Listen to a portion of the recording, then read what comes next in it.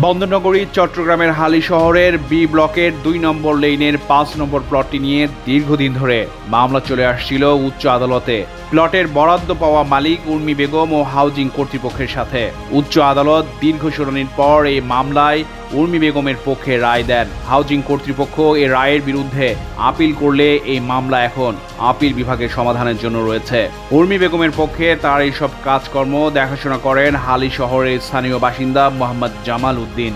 Housing কিছু দিলে order দিচ্ছে, আবার অর্ডার দিয়ে এরা অর্ডার আবার বন্ধ করে দিচ্ছে। বন্ধ করে দেওয়ার পর তখন আবার বললেন নতুন রেডি আসেন, তখন রেডি অনেক টাকা। তখন আমি নিজে বাধ্য হইয়া হাইকোর্টে মামলা করছি। মামলাতে আমরা আগে রেডি রায় পেয়েছি। রায় পাওয়ার পরে দিয়ে আমি এখন তারা হাউজিং করছে কি চুক্তি করে আপিল করছে, এখন আপিল অবস্থায় আছে।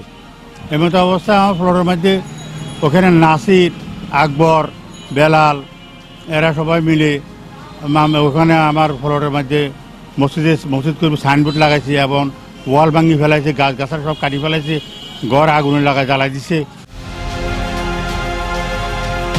তিনি অভিযোগ করেন এই প্লটটি বরাদ্দ পাওয়ার পর থেকে উর্মি বেগমের দখলে ও তার তত্ত্বাবধানে ছিল।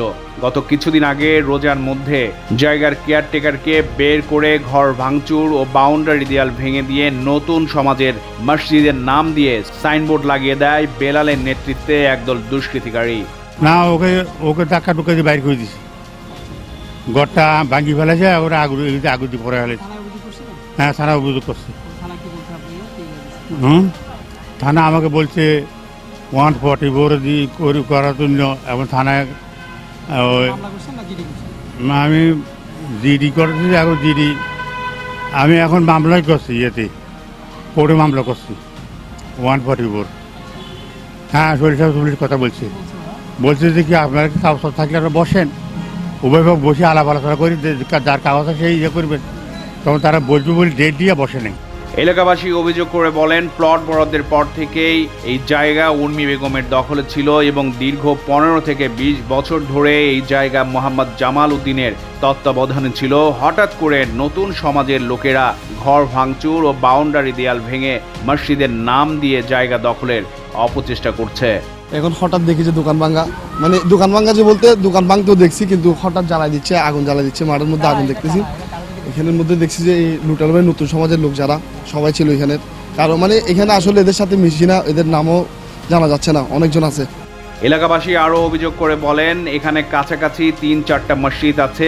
জুম্মার নামাজের সময় আশপাশের মসজিদে জায়গা খালি পড়ে থাকে, তারপরও এখানে মসজিদের প্রয়োজন কেন?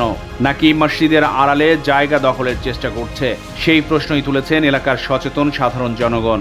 এখানে কোনো মসজিদের প্রয়োজন নেই আমাদের এলাকার মধ্যে। এখানে মনে করেন এই পাশে ফুলচৌধুরীপাড়া আকবর আলী জামে মসজিদ আছে, এই পাশে গলিচিয়াপাড়া আপনার আফজল শাহ মসজিদ আছে। এখানে তো মসজিদের আর কোনো প্রয়োজনও নেই।